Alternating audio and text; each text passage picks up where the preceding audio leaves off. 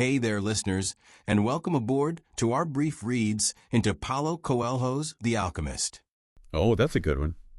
Now I know using fiction is a little unusual for us, but, well, stories, right. They can teach us a lot about ourselves. Absolutely. The Alchemist, it's full of metaphors, Yeah. Nuggets of wisdom that, well, they can apply to anyone, really. Yeah, and that's kind of our mission today, right? To see what we can all learn from this story, even if it is fiction. For sure. So we're introduced to Santiago, this young shepherd in Andalusia. Right. And he's got this recurring dream, this dream of finding treasure, buried treasure near the pyramids of Egypt. Oh, yeah. What do you think about that? I mean, is it just about like riches, or is it something more? Definitely more. Yeah. Yeah. This dream, it's like Coelho's way of introducing us to the idea of the personal legend. The personal legend. Yeah, it's like your purpose, that unique path that you're meant to follow, that thing you were born to do. Yeah. Okay. So it's like the universe is sending Santiago a message like, hey, wake up. There's something big out there for you. Yeah. And then he meets Melchizedek, this mysterious king. Melchizedek, yeah. And he really kind of shakes things up for Santiago. Oh, yeah. He seems super important. Why is that? Like, what's his role in the boy's journey?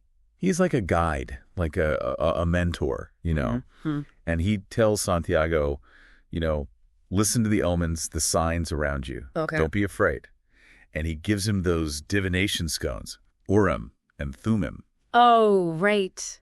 to help him read the signs. Wow. He even challenges Santiago to sell his entire flock of sheep and go find his personal legend. He just says, go. Go! That takes guts. Big time. Well, he also says something about the universe conspiring to help you achieve something if you really want it. Right? I mean, have you ever felt that? Like things just falling into place when you have a clear goal? Oh, yeah, for sure. Mm-hmm. It's like, there's something bigger than us at play, helping us along the way.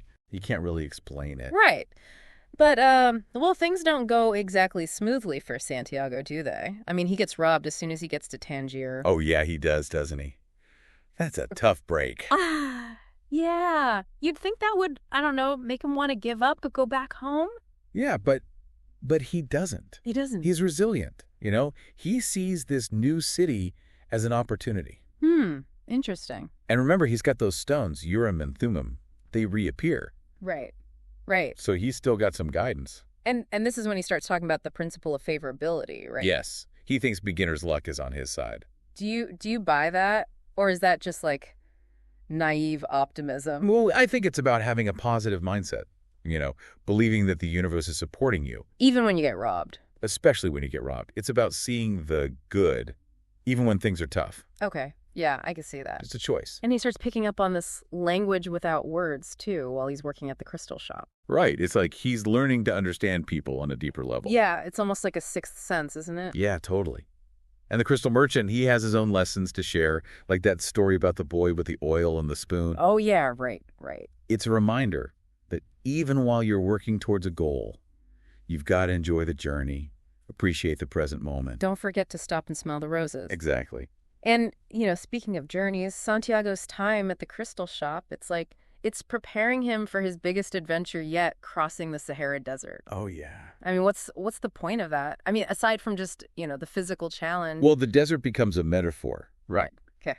It represents Santiago's inner journey. The silence, the vastness, it all forces him to face himself. Mm-hmm. His fears, his doubts, everything. So it's like a spiritual test. In a way, yeah. And then, there's the camel driver. He talks about Maktub. It is written. He's all about living in the moment, accepting what is. Yeah. Yeah. It's like surrendering to a higher power. Right. Have you ever felt that? Like things are just meant to be? Oh, yeah, definitely. Like fate. Yeah, exactly. And speaking of fate, they finally reach this amazing oasis. And Santiago, he meets Fatima. Fatima, yeah. So what's the deal with that? Is it just like a romantic subplot? Well, it's about love. Yeah. But it's not just romantic love. Okay. It's about a love that sets you free. Fatima, she encourages Santiago to keep going, to pursue his personal legend, even if it means being apart from her. So it's about supporting each other's dreams, even if it's hard. Exactly. It's a very mature kind of love. Yeah. I like that. It's about trust. And I think this meeting with Fatima, it kind of sets him up for his big meeting with the Alchemist. Oh, yeah. Which is where things get really, really interesting. It's where the real magic happens. Yeah. Yeah. So that's where we'll pick up next time. Can't wait. Okay, so we left off with Santiago meeting the alchemist. Yeah, this is where things get really interesting, right? Yeah, this is like the turning point in his journey. Totally. The alchemist becomes his mentor, his guide for this final stretch. So what kind of lessons does he teach Santiago? Like what's the big takeaway? Well, one of the biggest things is this idea of listening to your heart, that inner voice that guides you towards your true purpose. Okay. And he also talks a lot about the soul of the world. The soul of the world. Yeah, that's a pretty big concept, isn't it? Yeah, it's basically this idea that everything is connected. Every living thing, every rock, every grain of sand, it's all part of this universal energy.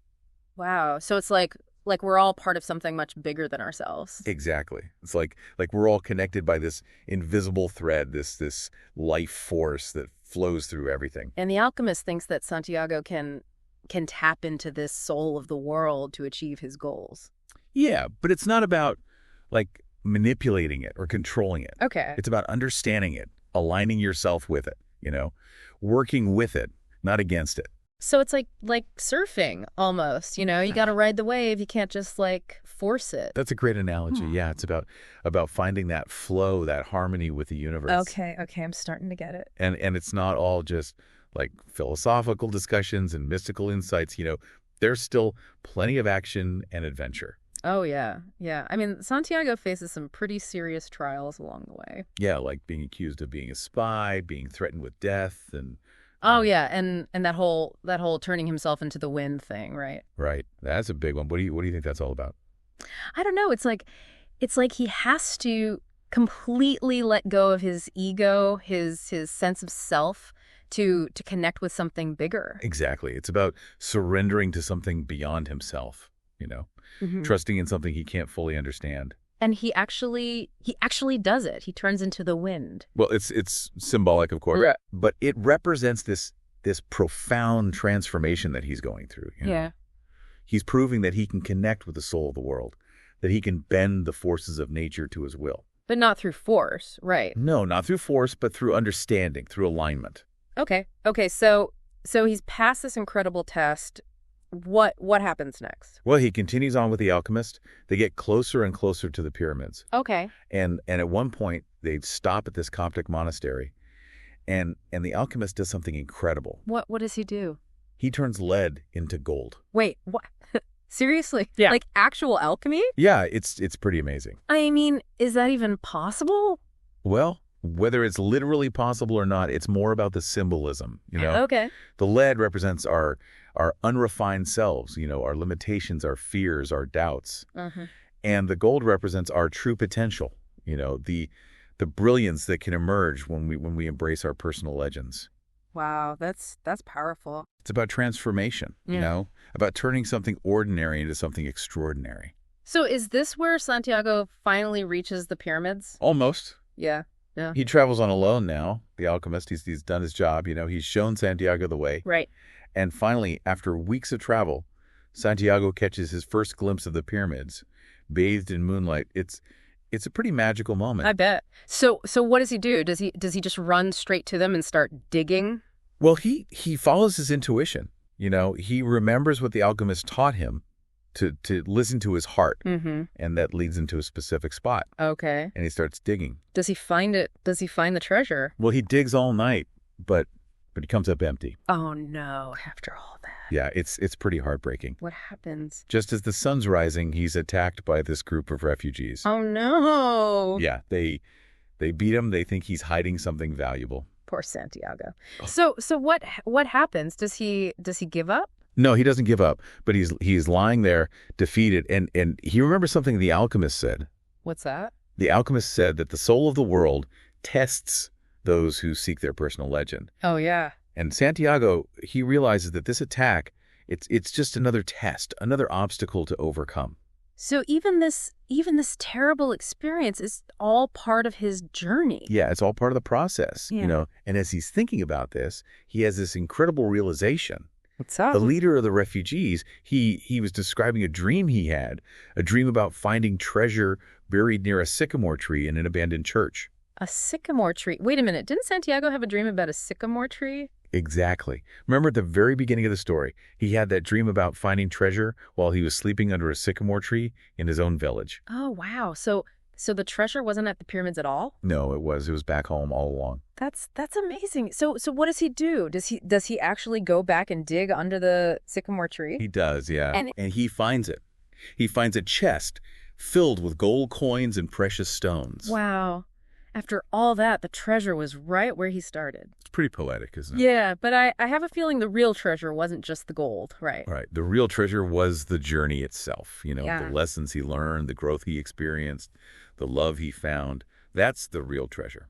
Yeah, I think you're right. It's about becoming the best version of yourself, not just about getting rich. Exactly. It's about the transformation, the journey, not just the destination. So Santiago found his treasure, and it wasn't where he expected, right? I mean, he went all the way to the pyramids. He did. And it turns out what he was looking for was back home all along. Yeah, it's like that saying, wherever you go, there you are. Exactly. Yeah. Sometimes the answers are right in front of us. Okay, so he's got this chest full of gold coins and precious stones. Now what?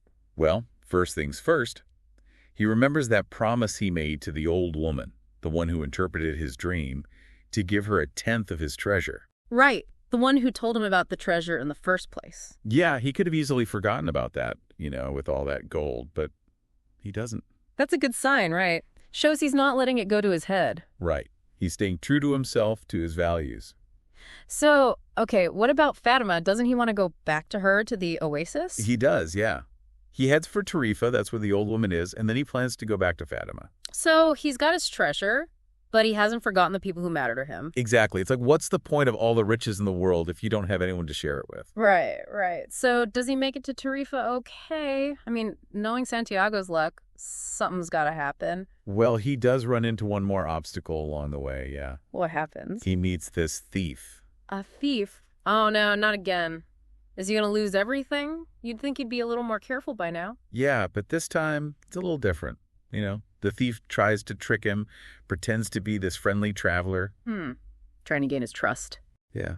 But Santiago, he's learned a thing or two about reading people. Oh, yeah. He's got those divination stones, right? Yeah, and he's just, I don't know, he's more aware now, more in tune with his intuition. So he sees through the thief's act?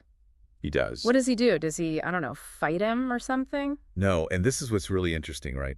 The thief, he gets caught in his lie, and he breaks down, he begs for forgiveness. Oh, wow. So what does Santiago do? Well, he could have easily turned him in, or just walked away, but he doesn't. What did he do? He remembers what the alchemist said about transformation, about how everyone has the potential to change, even a thief. Wow. Okay, that's big. Yeah. So he gives the thief some food, helps him out a little, and sends him on his way. So he chooses compassion over anger or punishment. Exactly. He's learned that forgiveness, it's more powerful than revenge. Man, Santiago's come a long way from that naive shepherd boy. He has. This whole journey has transformed him, Yeah. It's like he's found his true self. Okay, so does he finally make it back to Tarifa? He does, yeah. And as he's walking toward the town, he's just filled with this sense of peace, this gratitude for everything he's experienced. I bet. He's found his treasure, but he's also found himself. That's beautiful. So what's the lesson here for us? I mean, we're not all going to go digging for buried treasure. Right, but the treasure is just a metaphor, right? Okay. The alchemist, it's really about the journey we all take in life, It's about following our hearts, facing our fears, and trusting that things will work out in the end. Even when we get robbed or attacked by refugees. Even then, yeah. It's about having faith, believing in something bigger than ourselves. It's about the journey, not the destination. Exactly. And, it's about love, too, right? Oh, yeah. Fatima, she was a big part of his journey. She was. And it's not just about romantic love. It's about the love we have for ourselves, for the world around us, for life itself. Yeah, it's about connection, right? Connection, yeah. That's what it's all about. So as we wrap up this deep dive into The Alchemist, I want to leave you with this question. Okay, shoot. What's your personal legend? What's that dream that's been whispering to you? That thing you've always wanted to do, but maybe been too afraid to try? Yeah, what's that treasure you're searching for? And what signs are you seeing along the way? Are you paying attention? Are you listening to your heart? That's a great question to think about. What's our own personal journey, our own adventure? Exactly. It's out there waiting for us to discover it. Well, on that note, thanks for joining us on this deep dive, everyone. It's been a pleasure. And until next time, keep exploring, keep dreaming, and keep following your personal legend. Thanks for your time, and subscribe to the channel. See you in the next brief read.